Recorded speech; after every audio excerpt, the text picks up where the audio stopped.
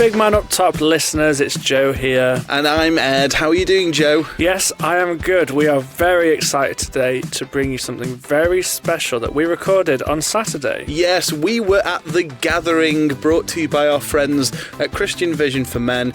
We had a lot of fun, didn't we? We camped, we were there with a UCB stand, but most importantly, we did a live show. We did. We were joined by Simon Thomas and John Bostock, who we've already had on the podcast, but it was great to get into more of their story, their chat and their journey. And yeah, without further ado, let's just have a listen, Ed. Yeah, let's have a listen to The Big Man Up Top. And it's live. Hello and welcome to the podcast that didn't get invited to the Club World Cup, but would much rather play in a field near Swindon with a load of blokes. It's The Big Man Up Top. Hello guys, and yes, welcome to The Big Man Up Top live at The Gathering. This is exciting, Joe, isn't it? This is absolutely massive. I mean, I've got to say, listen, first of all, we're so happy to be here. This is our first time. I was okay camping. Joe, on the other hand, is not a camper. You're not a camper, are you? It's not my thing.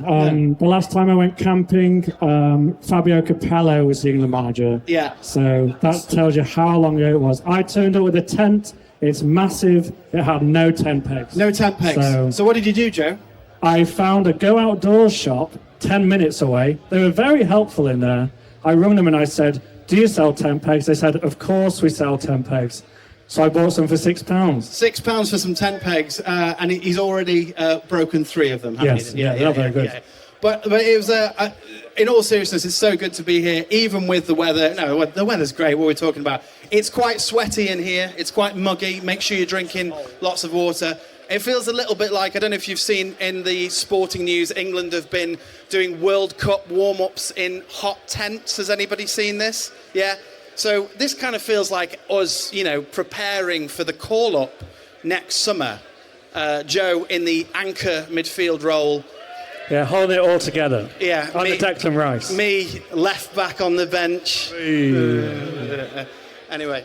So, Ed, what are we going to do the next hour? Yeah, so we're going to bring up some special guests shortly, but we're going to talk about the Club World Cup. We're going to talk about classic football shirts as well, because we have seen some amazing football shirts. Put your hands up if you're wearing a football shirt today. We've got, oh, look at this, we've got loads. Okay, so we're going to talk about classic football shirts as well, but we're also going to talk about faith.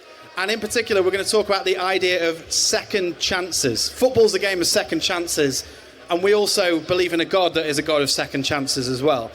So, to help us do this, we have some very special guests, don't we, Joe? We do. People aren't here to see us, they are here to see our special guests. So, our first guest is a professional footballer. He has played for the likes of Crystal Palace, Tottenham Hotspur, Nottingham Forest, Doncaster, Notts County. He is also the founder of the movement Ballers in God. Please welcome to the stage, John Bostock.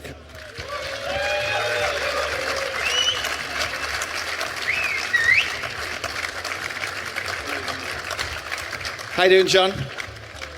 Yes, I'm well. Thank you for having me. It's very good to have you. And with John, we've got, he's a favourite here, isn't he? He's a mainstay. He's your Jim Bowen wannabe after seeing last night in that amazing suit. He's the host of Soccer Saturday. Please welcome Simon Thomas, ladies and gentlemen.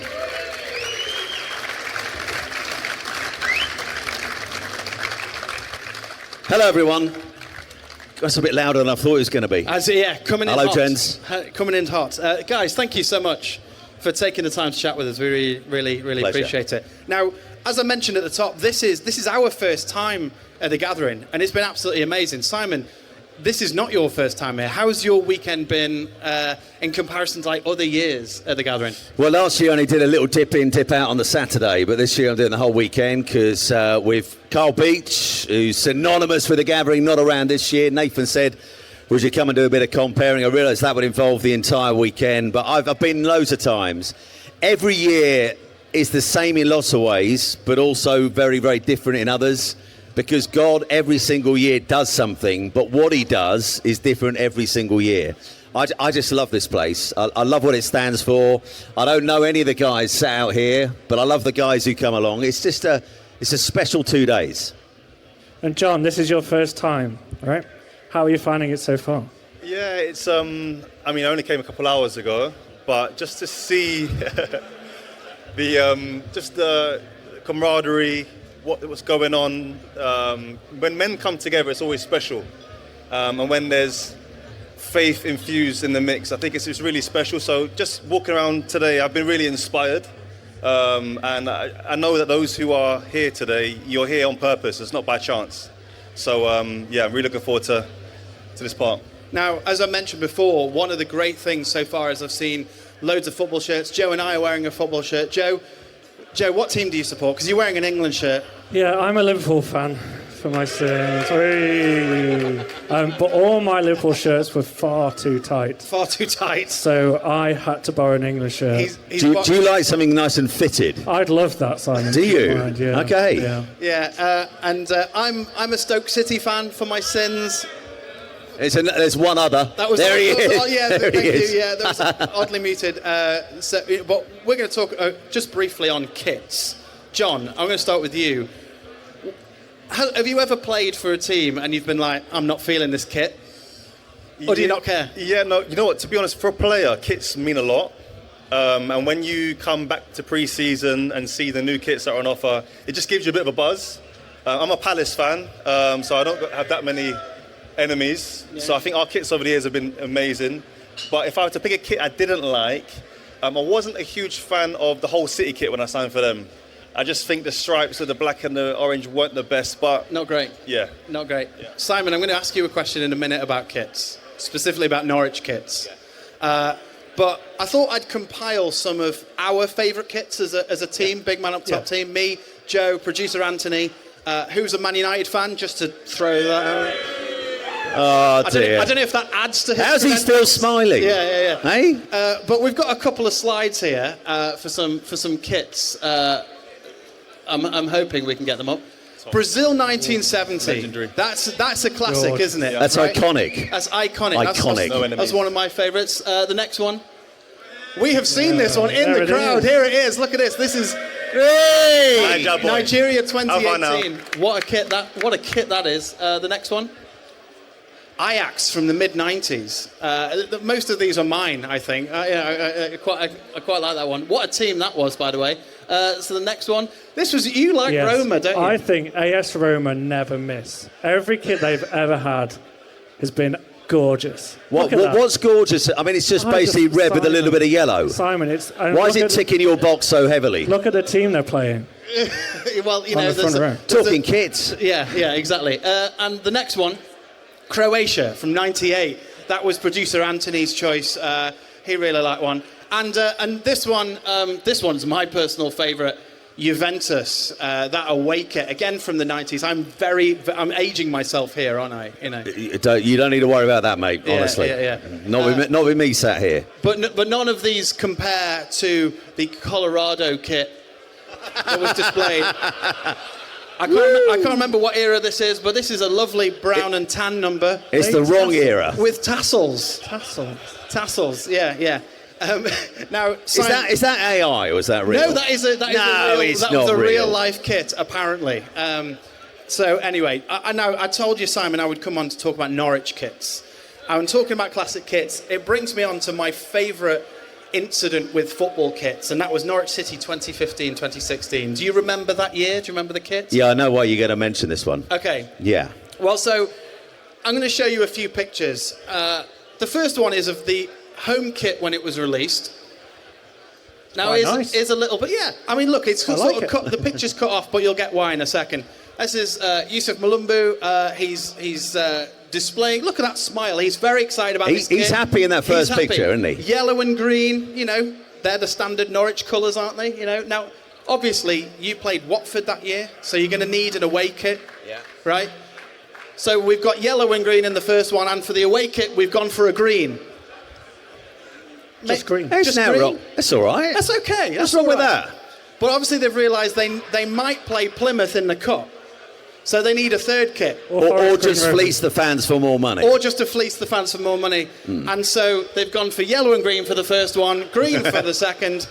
and green and yellow. Look for at his the third face. kit. Look at his face. Yeah, Malumbu is definitely losing the will to live with that one He a is. little Bless him. bit. I think it's about time we talk about football. That's why we're all here. Sure, why not? So, Simon and John, you guys have followed football for years. It is in your blood. You absolutely love it. There's so many people here that follow football. It has all come down to this. This is why we do it. The Club World Cup. Yeah? Were you watching it? No? What do you guys think? Have you watched Hey, any you of just sampled the temperature of the crowd. Yeah. Does that tell you something? it? Yeah. Ed, have you watched any of it? I have not watched any of the Club World Cup. No, I saw Bayern Munich beat Auckland City 10-0, Yeah. and I just thought, what are we doing? What's the point? What And I I- loved about this game is if you've watched Bayern Munich, they play the can-can every time they score a goal in the Allianz Arena. They decided to do it for every single goal in this game. It was not great. And you just think as an Auckland player, by the 9th goal, don't play the can-can. We're a bit fed up with it, aren't we? But it's fair to say this has been quite a controversial competition, you know, with all the talk of fixture congestion held in the USA after quite a grueling season. It looks really hot over there. Yeah, very hot. Guys, what has your response been to the Club World Cup? Are you on board? Do you think it's too much? John, we'll go with you. Yeah, I mean, to be honest with you, when the season finishes and there's no football to watch, you miss it. And you long for there to be a Euros or a World Cup as a spectator. But I think I think they're taking it to unnecessary levels, to be honest with you. I have a close friend of mine who's in Ballers who plays for Borussia Dortmund, and I've just been speaking to him about the load, the lack of a break. But at the end of the day, as players, it's something that we love to do, so you're never going to say no. But I think from a spectator's point of view, maybe it's something that maybe shouldn't happen, you know. So I'm not the biggest fan, but it's intriguing, and it's football. It's still 22 guys kicking the ball around the pitch, so as sour as it could be, there is a sweet side to it as well, you know. Yeah, so fixture congestion is a real issue. You know, I often think as fans we think of fixture congestion, but as a pro, is that a problem as well, or are you just like, I want to keep playing, or is it a bit of both? Yeah, I mean, you always want to play. We're in a very privileged position to do what we love to do, but you want to do it at your optimal level. And when you're shattered, when you're tired, when you are depleted, you can't perform to the best of your ability. More risks of injuries. I'm always for more football. I love it, but yeah, I think speaking to some of the players who play at that level, there's actually zero time off. So the flip side is, when it comes to December, January, February, will football still be at the same standard around Europe? Probably not, but it is what it is. Great. Simon, I get the impression you're not a huge fan. I believe your quote yesterday was, quite frankly, who cares? Well, listen, I know some people do care. Listen, one of the phrases I was taught in life on Blue Peter was less is more. You know, if you miss something for a while, when it comes back, you value it more.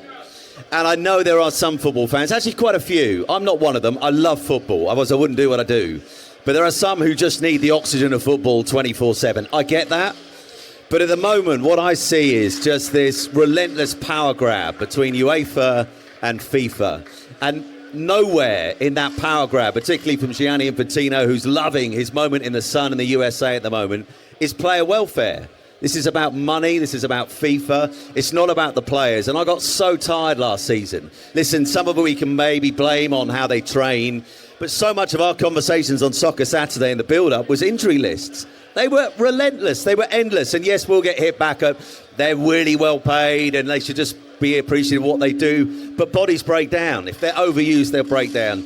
And I also, just from a personal point of view, you know, we're on air for 10 months. I know it's only one day a week. I prep for about 4 days.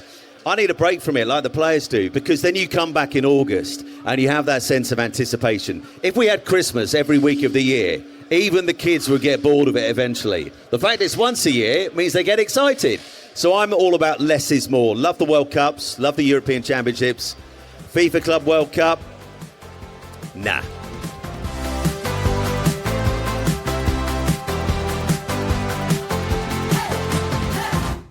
Now we're going to get into some deeper stuff with the guys, but as is tradition on the big man up top, we like to have a bit of a quiz, a bit of trivia, and we're going to test you guys as well. Now, producer Anthony, Are you there? Here he is. Can we give a big warm welcome to producer Anthony, please?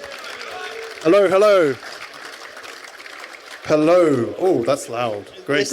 This is the man who makes us sound semi-professional, so he is working incredibly hard. I do my best. Please, Anthony, explain the game to everybody. So, every week on our Big Man Up Top podcast, we do a little bit called Bible Ballers. Now, this is a trivia bit. It's a guess the player, but with a twist, where every single player we choose, their first name will be a book of the Bible.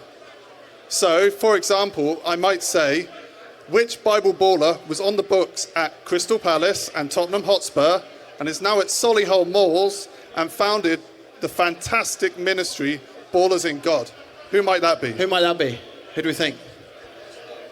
I heard it down here. John Bostock. John Bostock, yes. Yeah. Now, no matter how much you might try, there is no book of Didier. I've looked. There's no book of Zlatan, so it won't be them. Mohamed Salah? No. If only. Well, let me just get straight onto the question then. Now, what I will say, we've been doing this for 43 weeks now, so we've got past all the easy ones. We're on to the difficult ones. So what I'm going to ask is, if you guys in the audience, if you do know this answer, don't just shout it out straight away. We want to give Ed and Joe a chance to try and get it first.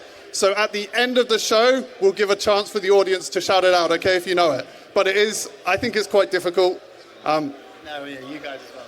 Yeah, we'll give it a go. Yeah, you ready? These guys can help us, yeah. Yeah, they can help you if they know. Okay, so the question is, which 90s Bible baller is the first Nigerian to ever win the FA Cup?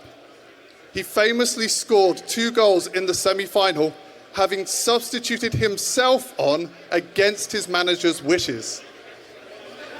Oh. Could you read that out again, please, Yes, Anthony? I'll read that out again. I told you it was difficult. Which 90s Bible baller is the first ever Nigerian to win the FA Cup? He famously scored 2 goals in the semi-final, having substituted himself on against his manager's wishes. Is it John Amakachi? That's a good shout. It's a good shout. Is it John? Is it Could be. Amakachi? Have you got any? His first name. I'm Joe. struggling here. Have we got to have the answer now? Do we get to the end of the podcast to think about We'll have it? a think about it. Okay. Have a think about it. If you've got any thoughts, you know. I will also give you a clue when I come back later. Okay. Thank you. Just by a show of hands, does anyone think they've got the answer? Okay. Oh, we've got a few people who think they've got it. Think they know it. That's good. Well, Right surname, isn't Anthony, will you come back on in a bit? I'll come back later and we'll see if anyone does get it right.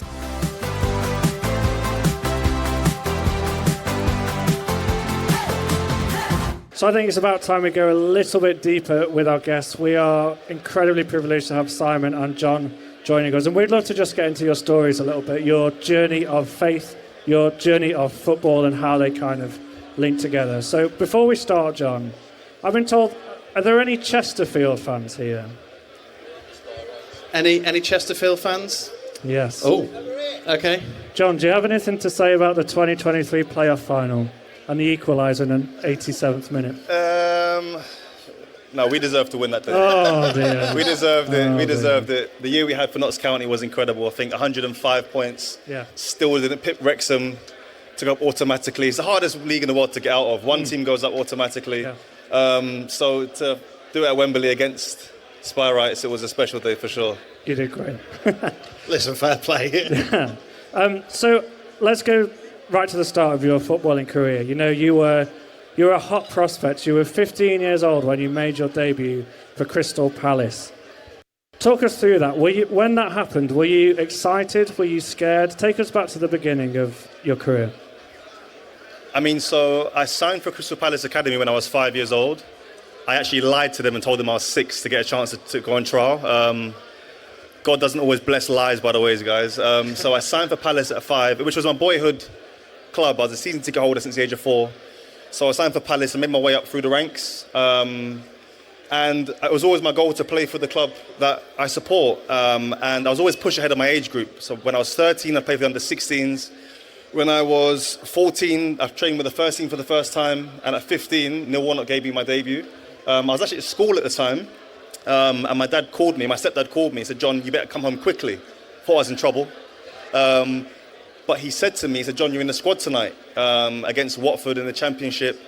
And I was just amazed. I was excited, nervous. I tried to have a little nap, couldn't nap. Arrived to the stadium, and I was too young to change with the adults. So I was supposed to be in another changing room, but Neil Warnock said, no, you just change with us, mate, no worries. So I think we crossed out a few rules there. But we were 2-0 down at the time, or 2-1 down, and I got the call after about 65, 70 minutes, and had my family in the stands there. I just thought, this is this is a dream come true. I believe God puts dreams in our hearts for a reason, and He puts things in us that He wants us to reach for. So maybe there's some of you here today, there's dreams in your heart. They're there because God wants you to reach for them. I didn't realize my dream would be fulfilled so quickly at the age of 15. But I look back on it now, as I'm 33 now, but an 18-year career, that's still one of the highlights of my career. So a true honour to play for the club that I support. That's great. And there's such a thing around young players. You see at the moment, Lamine Yamal coming through. Every time you say Lamine Yamal, you have to say that he's 17 years old, right? There's such a pressure on young players to perform for our teams. How did you find dealing with the pressure at that age? I think I put a lot of pressure on myself. There was a lot of outside noises and external noises. And my dad, God bless him, my stepdad, he put an incredible amount of pressure on me. I don't know if anyone here has ever experienced pressure from a father figure in their life, but I mean, we're in a better place now. But during my career, especially in my early days, it's like my relationship with him was only football. And that really hampered me in some ways. I appreciate that was his way of showing love, but holistically, it damaged me. So when you got the outside noises, I mean, my school teachers, my PE staff in my secondary school, they told me that they put on a £1,000 bet with William Hill that I'd make my debut for England seniors before I was 21. They lost their money, so don't gamble. But there's a lot of outside noise and external pressure, but the biggest part was that which I put on myself, and I had to learn to, rather than carry that, to push that towards God later in my career. But young players now, there's a lot more support around them. The clubs are better at kind of encouraging them, player care and welfare. So I'm glad to see that's improved in football. And we're going to come on to your heart around young players and kind of mentoring them. But at this point, did you have a faith, or were you yet to have a relationship with Jesus? So I grew up in a non-believing household. My mum kind of raised me just to believe in myself, which worked for a while. But then you start to have big questions. I had huge questions like, at the age of 14, I had everything a kid my age would want. I had a contract with Nike, playing for my country, chased by Barcelona, a really pretty girlfriend at the time. So I was ticking all the boxes of a young man, but there was still a deep longing in my heart for more. And I'd lie in my bed sometimes and think to myself, how are we just here? How is life? How is the earth moving at this pace? How am I here? How was I once a piece of sperm? Now I'm a man who can choose to love, hate. I always had these questions, but with no answers. My sister, who was living her life off of the rails, I saw her life change from night to day. And I asked her, I said, what's happened to you? You're different. She said, John, I'm a Christian now. And I wanted to laugh. I couldn't laugh because I recognized that even if this was a placebo effect, something has happened in her life that's real. So I went to church that Sunday with her, heard the gospel, and my life has never been the same since. But I wasn't raised in church. But just before my career really started to take off, God saved me. He met me where I was, and my roots started to go deep into who He was and who He says I was. So it was a strategic time in my life. And I guess at that moment, your faith in God became a much bigger thing than your career, right? Did you find that your faith helped you with highs and lows in your career? And in what way, like practically day to day, how did your faith help you on like a match day or at training? Like, how did your faith help you with that?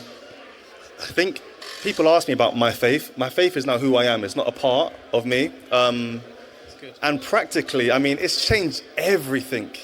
If your eyes can't see clearly, you're going to hit all sorts of obstacles in life. And what Jesus has done in me, He's changed my view of everything. So now I'm able to see with His lens. And look, ultimately, we all are football fans here. We've all got opinions. Some of us love United, some of us love Liverpool. Some of us have opinions about players and managers. And everyone who supports football, they're an expert, right? I'm in a game where every single person has an opinion. 1 minute you're the flavour, next minute you're nobody. So if you're in a game of opinions, if you don't know who you are, you're going to be swayed left and right by the tides of opinions. Having a faith and knowing who God says I am, it anchors me. Don't get me wrong, I still feel what other non-believers feel, but the fact that I have now given myself to believe what he says about me has changed everything. So even if the punters and fans are screaming at me, Bostock, you're useless. I remember I signed for Sheffield Wednesday, right, on loan from Spurs. I had the worst 4 games in my career. I was awful. And I remember reading one of the Twitter comments after the game. They said, if that Bostock plays for this club ever again, I want a refund on my season ticket. And I was thinking to myself, wow, that's a really powerful opinion. But then you go back to who God says I am, regardless of how I perform, I am who he says I am. And that just gives me confidence and security in my life. So that's just one example of knowing who I am in Christ. I love what you say about your faith is who... Yeah, let's do that round, please. I love what you say about your faith isn't a part of you, it's who you are. What advice would you have to anyone here who feels the faith is just a part of them, and what's that next step for that to become who they are? Yeah, there's always more. I've realised this with Jesus, you're never at the end of him. There's always more. And the way he leads us, it's not a sprint, it's a marathon. And the way you run a marathon is one step at a time. And so I would just encourage anyone here who maybe feels struggling in their faith, or you're at the beginning of your faith journey, take the next step. Just take the next step. Pray today. Don't worry about tomorrow. Read the Bible today. Don't worry about tomorrow. Trust God today. I would definitely say just take the next step, because it can be quite daunting. I heard someone once say this: one of the hardest things for a Christian or a believer is to look in the mirror and see all of their sin, because they know the areas of their life where they're struggling, and still to believe that God really loves them. And it's true, despite our weaknesses and our failings and shortcomings, God really does love you with an everlasting love. So let that fuel you to go to the next step. Like he loves me. He's not waiting to punish you if you make a mistake. He's not upset with you if you don't pray today or read the Bible. Just take the next step, and that's what I would say. So you have this very real faith to you. You move through your career. You have a spell in Belgium as well. At what point did Ballers in God become a dream for you, and then ultimately a reality? When I signed for Spurs, quickly after I moved into my own place with my sister, I started to gather players from Arsenal, from Tottenham, who live locally, just for Bible studies at my house. And it became quite apparent quickly that this is something that God wanted me to do. It wasn't until years after that I moved to Belgium, away from England, being plugged into my local church. I felt really lonely in my faith. Has anyone here ever felt lonely in their faith? I raise the hands. Yeah, see hands going up all over the place. I felt like I was alone. No one understood what I was going through, struggling, isolated. And I prayed. I said, God, I'm struggling here. The language barrier, it's not easy. I'm training on Sundays sometimes, so I can't get to church. Can you help me? And the Lord put it on my heart to start an online gathering for professional players to support each other. So I reached out to a few of the players that I met along my journey, asked them how they were, and they said, yeah, football this, football that. I said, no, not football. How are you as a man? Oh, bro, I'm struggling with pornography. I find it hard to pray. I'm not motivated to go to church. I said, look, I've been there. I get it. Would you just want to jump online for a meeting once a month just to study the Bible, talk, pray for each other? And they said, yeah, I'm up for that. So we held our first online meeting in 2015 with 4 players, and it just was very apparent that God was in it. We prayed, we laughed, we cried, we read some portions of the Bible. Shortly after that, players invited more teammates, we invited more teammates. It grew and grew and grew and grew and grew, to the point where now, 10 years after, we've got 3 language groups where we disciple players weekly, prayer meetings every single morning. But it was birthed out of a longing and a lack in my life. So that's where the burden started. That's so good. So it started online. Yeah, that's great. Yeah.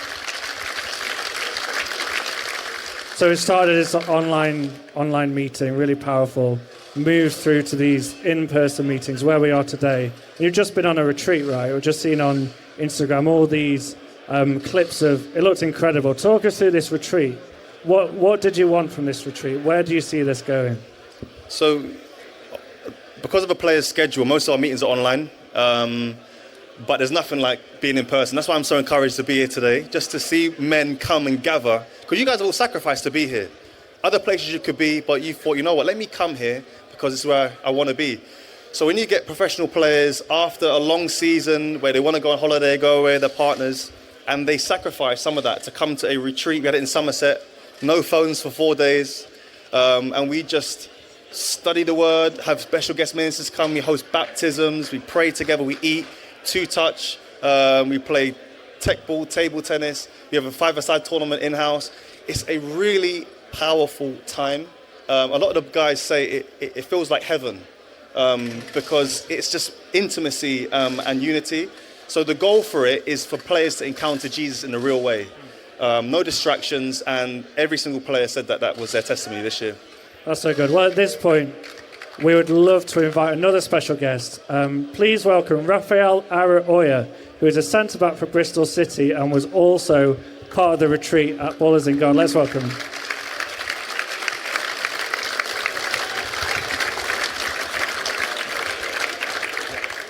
Raphael, thanks for joining us. How was the retreat for you? Yeah, it was a very, very wonderful time. I think the highlight for me especially was, as gathered here with all men, and especially in the industry of football as well, there's such a persona as men have to, and men in the general world, we have to be strong, we have to be, show people that we're a certain type of way, that we can't have weaknesses. And then when gathering with a bunch of boys, a bunch of men who just love Jesus in the same industry, and we could just be ourselves, we could be vulnerable. There was no pressure on us that we had to act a certain way. We didn't have to behave a certain or try to please anyone. We were just men. There were tears, there were laughter, as I said, and it was just a time where we could just lock off from the world and just be intimate, as John said, with each other, with the Lord. And yeah, it was a special time. It's hard to put it into words. You're 20 years old, you're right at the start of your career. As you mentioned, you're playing at Bristol City. What does it mean to you to have someone like John in your life kind of mentoring you and guiding you through? What does that mean to you? Yeah, it's definitely a prayer answered for sure. When having mentors and people around you, there's obviously great mentors and great leaders around you, but having someone that's on the same journey as you, been on the same journey as you, going through the same things as you, whereas I may not be able to talk to someone that may not be in the football industry, but someone like John who's gone through it, the temptations, the trials, the difficulties of everything, and being having him as an older brother, a mentor, a friend, just all aspects is such a blessing. Just teaching me things, helping me grow. Anytime I need a question, he's always there. So it's just wonderful. I've got a question for both Raphael and John, actually. I think as Christians, as we see players in the game that are open about their faith, it makes us, we're really happy, really excited, but we want to support guys like you in prayer, but also in other ways. How can the church help you guys? Raphael, I'm going to start with you. How can the church be a support to you in your career? Yeah, I think as you mentioned, we're in a generation where you're seeing a lot more people being more open about their faith. So I'd say just for strength to stand strong on the Lord, because especially in an industry such as football and even in the world, there's a lot of temptations, there's a lot of things that can cause us to go the other way. So I would just say pray for strength to stand firm, that we won't deny Jesus. John, I'll ask the same question. How can we pray for you? How can we stand with you? Yeah, I think as a spectator, sometimes you can look from the outside and think, well, these players are bold, they don't need prayer, but we do. We really need your prayers. And, just stand with us. Not every person can be a footballer, but from the sidelines, I mean, some of the guys I know have called me as fans. They've said, John, we were praying for you. That holds such a weight. And sometimes we can feel like a prayer is like a small pebble in the ocean. But if that prayer is sincere, it can cause a tsunami. So never underestimate the power of your prayers. When you see people on the highest level, rather than criticize them or I wouldn't do this, I wouldn't do that, stand with us in prayer. I think that will go a long, long, long way to know that we have the backing of fans, supporters, football lovers around the world. Because God's doing the work, guys. He really is doing an amazing work in football. You're seeing boldness, players being bold for their faith, really, really standing in the gap and representing Christ on the highest platform. And that's what we've been praying for the last decade. So we're seeing revival stir. And so thank you in advance for standing with us. Guys, can I just ask them a question? Is that all please. right? Because I think what you're doing, and you guys speaking here today, is so good. And there's a lot online. Ballers in God is obviously out there on Instagram, and we see players. We see like Alisson at Liverpool arriving at Anfield with his Bible. He's very bold and out there with his faith. We hear about people like Bukayo Saka at Arsenal, Mark Gay, wearing the armband, being very bold about their faith. What's it like for you guys in the dressing room, on the training pitch, out on the actual pitch? What does faith look like in those places? Amongst, I'd imagine, a lot of guys who don't share your faith. It's a challenge. It's a real challenge because we're in a sphere where most people don't hold the faith that we hold. But I see it as a challenge that we're not alone. The Lord is with us. And I think that you can talk about your faith, but then there's the challenge to, can you display it? Can you display your faith? And we challenge our guys and Ballers in God. We say this: love people and your teammates so much that they wonder why. So one of the things in football that you just don't do is clean someone else's boots. You just don't do it. It's like you leave it to the youth team players, or it's normally a forfeit for someone who is the worst trainer. So we encourage our guys: grab your teammates' boots and wash them and clean them. Because they'll ask you why, and just say, just because I love you, mate, or just because. And that opens up doors. So I think there's a place for sharing your faith, but an even greater invitation to display your faith in that place. So that's what we try to focus on. Love it. That feels like the modern day footballer version of washing your brother's feet, doesn't it? I absolutely love that. That's great. Well, thank you, John, and thank you, Raphael, for that. Simon, I'm going to ask you a few questions now, if that's all right. One of the things that I love about the church and the body of Christ is that we all have such different journeys, and yet we've all ended up here, specifically in a field in Swindon, but it could be anywhere in our church communities, whatever that is. And so I love that we have three guys with completely different journeys. But Simon, we're going to find out a little bit about yours now for anybody who might not know. So obviously you're the host of Soccer Saturday, but let's go back. Let's go back to how far? To your childhood. No, we're not going back to my childhood. We're going to be finished in 20 minutes. Yeah, exactly. Tell us a little bit about your upbringing, because you grew up in a Christian home, didn't you? Yeah, my dad was a vicar. Yeah, so kind of Christianity was an inevitable part of family life. Going to church was part of family life. He was a vicar in Norfolk till I was 10. Hence the Norwich City connection. Always believed you should support your local club. And I did, boys. 2 Norwich boys down on the front here. And do you know what I loved about my dad, and I respected my mum on this, because, and I'd say this to anyone who's parents and you're Christians of little ones, is he never forced it down my throat. It wasn't something I had to believe because my dad did this for a job. They gave me the freedom to explore faith for myself. And that was really my experience growing up. God was a part of life. God was part of family life. God was part of my social life. Along my best mates went to church, along my schoolmates, had my mates at school, my mates at church.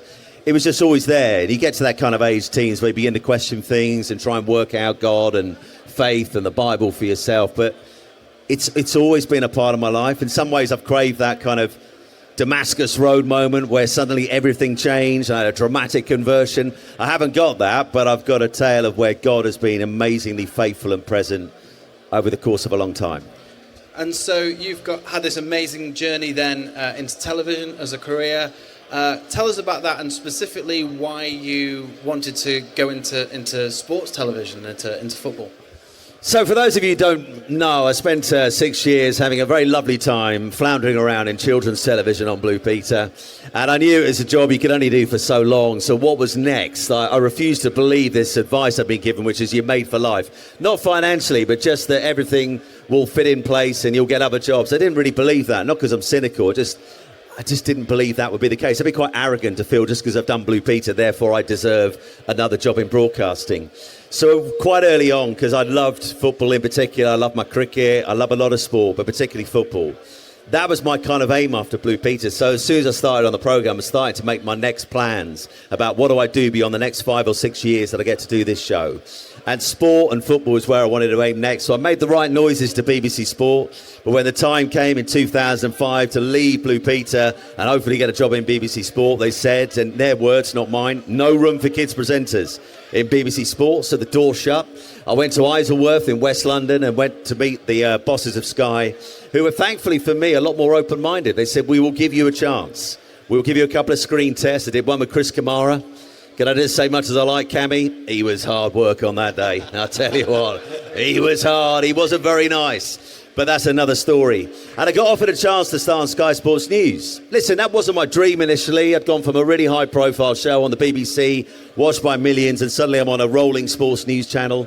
But it was such an important part of learning about sports broadcasting, learning about sports journalism. And then I kind of graduated through to doing the Football League. And eventually I got to what most people at Sky who work there would say is the top, and that's the Premier League. And so you've sort of got this job. I remember as a young football fan, like you were part of my just football content. You know, you were a real part of that. You must have had one of those lives that from the outside, like everyone thinks, oh yeah, he's got it made.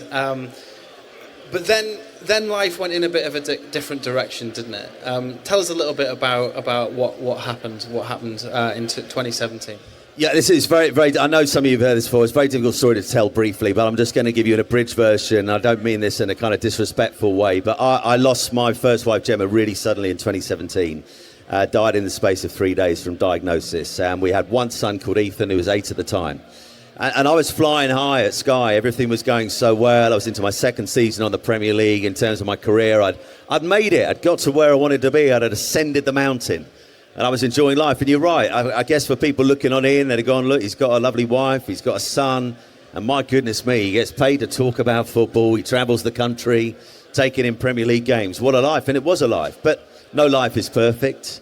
And that was an absolute wrecking ball that came through our lives in 2017. And it changed absolutely everything. I know this guy's here. You've been through something life-changing. It feels like the foundations on which your life have been built suddenly crumble. And it leaves you asking what's left. What is left? Of course, I have my boy, but in terms of my life and my career, and I decided to step away from Sky to look after Ethan. Thankfully, because of life insurance, that's a separate area, but we had it for both of us. I had the financial freedom to do that. Very blessed in that way. But it was a time of life where I'm searching around for God. I'm searching what faith means in the midst of grief, in the midst of fear and confusion.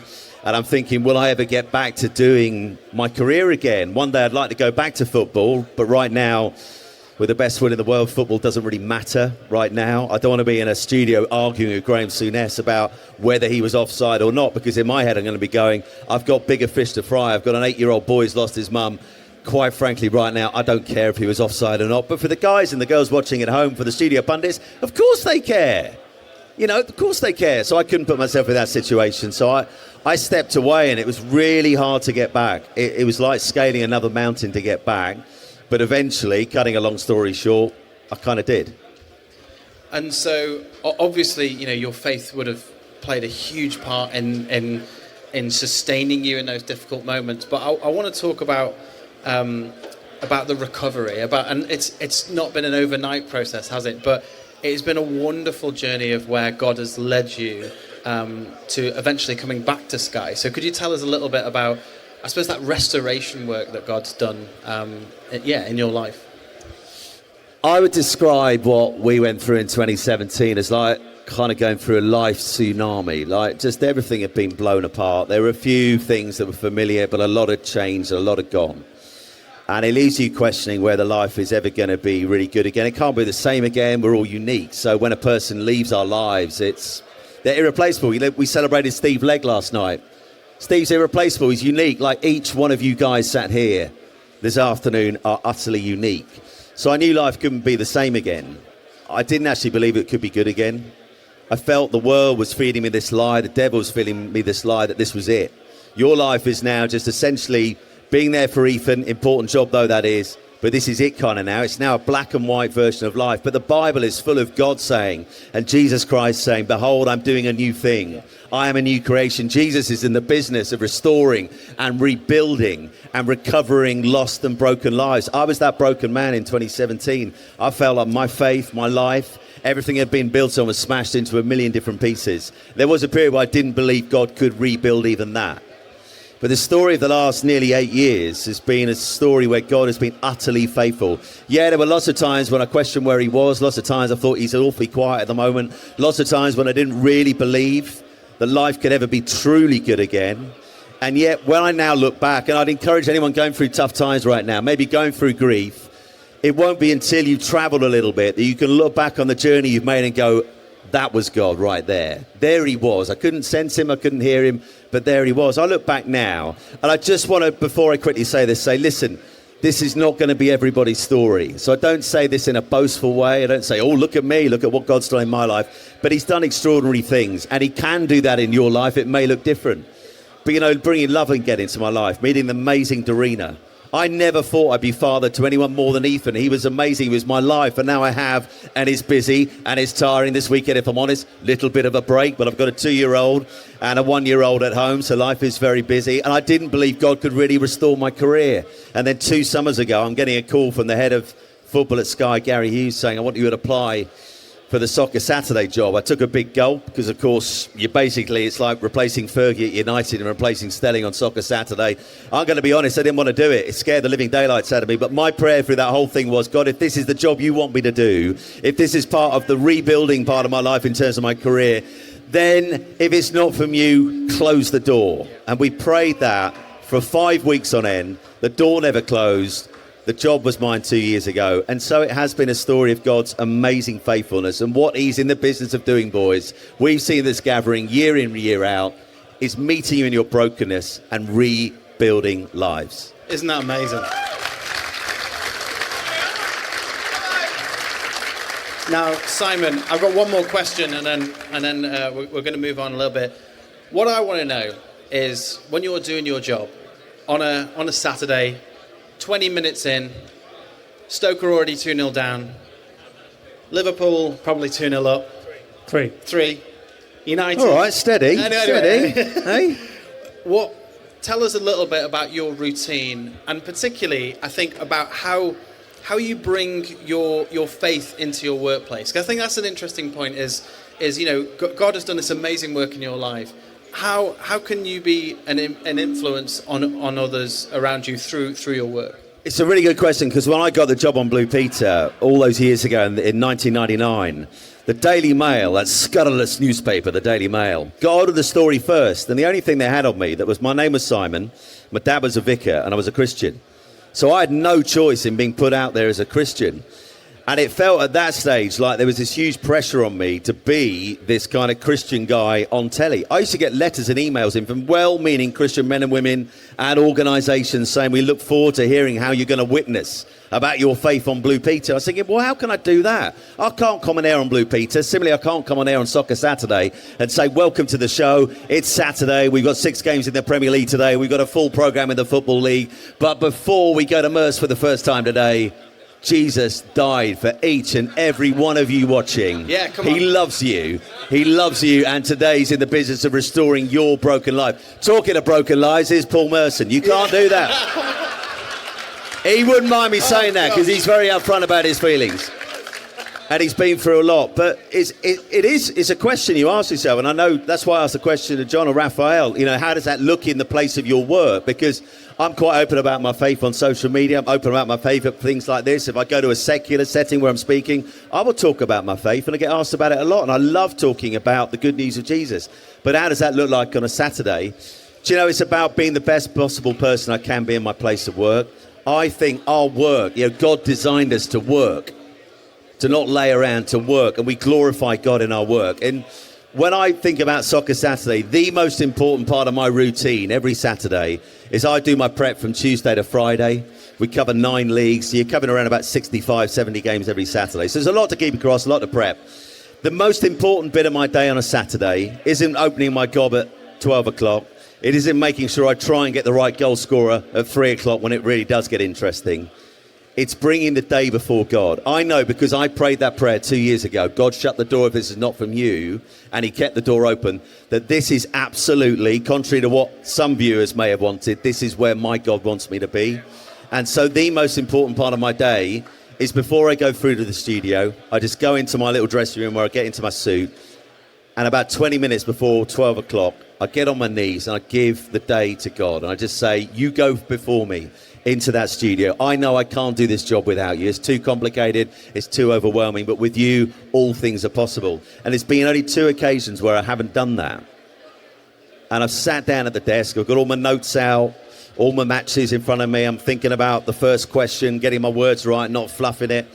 And 2 times I felt really uncomfortable, like what's happened here? And those 2 times have been the 2 times I hadn't got on my knee and prayed. And I ran out the studio on both occasions, got into that room, just a 20-second prayer, went back, and it makes the world of difference. So I know that in the job that I do, that I glorify God, I represent him by being the best I can. That's brilliant. Thank you for sharing, Simon. Before we finish, I'd love to hear, what does the story of the prodigal son mean to you guys? John, why don't we start with you?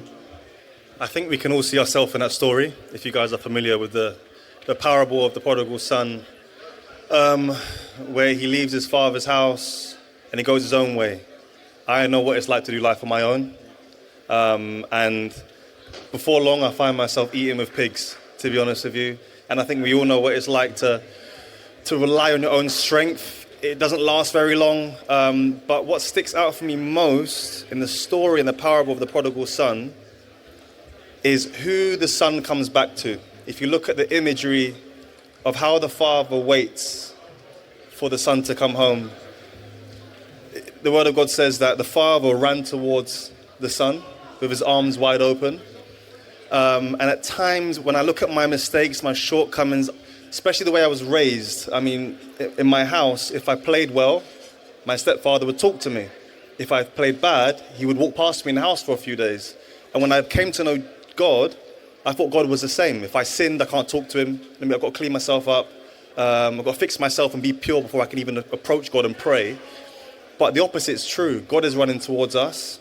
And so I think that's something that everyone here can take comfort from, the fact that no matter how far you drift, no matter how far you go away from your father's house, God is not just waiting, he's running back towards you with his arms wide open. And so I think that it's incredibly encouraging for me to see God in that way, that he loves me and that he pursues me way more than I pursue him. Raphael, can I ask you, on that point that John's just made, what would you say to someone who feels like they are too far gone? Because I mean, I don't know about you guys, but there's times when I feel like that. I'm like, God, there's no way you could love me. So what would you say to somebody who might be thinking, I'm too far gone? That's an amazing question. And yeah, I felt the exact same as well. You know, when you think you're too far gone. And it was great. This is the same story that brought me back to, as John said, the father. I think to talk to someone that feels like they're too far gone from a personal experience, you're just one step away. Yeah. You're just one step away from reuniting that friendship, that relationship with the Father. And of course, you look at your life, you're thinking, I've done this, I've done that. And I was the exact same. I looked at God as that strict headmaster. You know, when I do something, it's bang, bang, bang, all of this.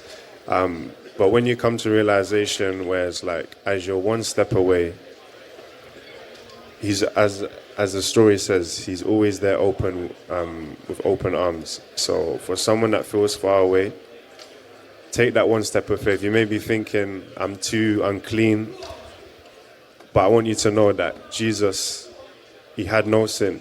In him was no sin, but he took your sin, substituted it for his righteousness. So when God looks at you as his son, as his child, he's well pleased with you. So that's what I'd have to say. That feels like an amazing place to leave it. Guys, thank you so much. It has been wonderful chatting to you. But before we let you go, we need to find out the answer to this question, don't we? Where's producer Anthony? Where is he? Anthony. Here he comes. Let's give another round of applause. Hello, Okay. hello. Anthony, can you read the question out again? Because I've forgotten it. I'll read the question out. I'll give you a little clue as well. Okay. So the question is, which 90s Bible baller is the first Nigerian to ever win the FA Cup? He famously scored 2 goals in the semi-final, having substituted himself on the pitch against his manager's wishes. And the little clue is, the team he won the FA Cup with was Everton. So who remembers the last time Everton won something? Gosh. Yeah, I know, I shouldn't say It's gone it. heavy. We reckon between us that I've got the first name and you got the surname. Go on. Who's So first name, Daniel. Surname Amakachi. Daniel Amakachi. The correct answer is Daniel Amakachi. Well done, guys. Amazing stuff. Fantastic. He got it. Yeah, very good. Listen, guys, that's it. That's about all we've got time for, Joe. Yeah, I hope you've enjoyed the big man up top. Yeah, and just a quick note to say, if you want to hear more nonsense like this and occasionally talking about things that are Are semi-important... you describing the last hour as nonsense? No! How dare you? Waste of time. Please check out the Big Man Up Top from UCB. We're on Spotify, YouTube, Apple Podcasts, and all other lovely places like that. Please, come and say hi and all that stuff. And let's hear it one last time for our guests, John Bostock, Simon Thomas, and Rafael Araoye. Thank you so much, guys.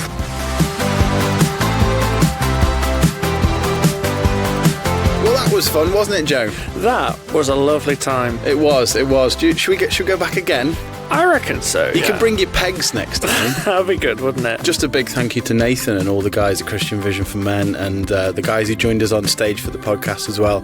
We're just very grateful. It's been an absolutely top weekend, hasn't it, Joe? Yes, it really has. Now, we should talk about our new YouTube channel, shouldn't we? Yes, this is really exciting. So we've given little teasers about it, but Big Man Up Top has been a real special thing, not just for us, but for the listeners as well. And we've had emails from people saying that they feel like they're part of a family listening to this. And that's something that we feel as well. And we really want to encourage that community aspect. And so what we have done is we have set up our very own YouTube channel, Joe. We're on the YouTubes. We are. It's very exciting. And so if you go onto YouTube and you search for us, we are at Big Man Up Top Pod. So you can find us at youtube.com/at Big Man Up Top Pod. Or you can just search Big Man Up Top Or Podcast. you can just search Big Man Up Top Podcast, yes, and we're there. You'll see a lovely intro video of us saying hi. But also, from next season, we are going to be bringing video episodes of all of our podcasts, full video episodes, which we're quite excited about. But also, there's a little button near where you can see the videos that says posts, and we're going to be posting in there. We're going to be asking questions. We're going to be getting your topics. We're going to be doing Q&As. We're going to be doing behind-the-scenes stuff, lots of bits and bobs, and we really want you guys to engage with us. So go and find our YouTube channel, subscribe, turn on your notifications, and get involved in the conversation.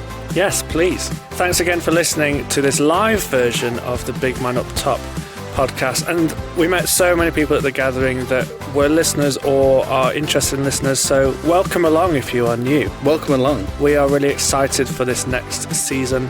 Send us an email, podcasts@ucb.co.uk, or go on the YouTube channel and say hi via that way.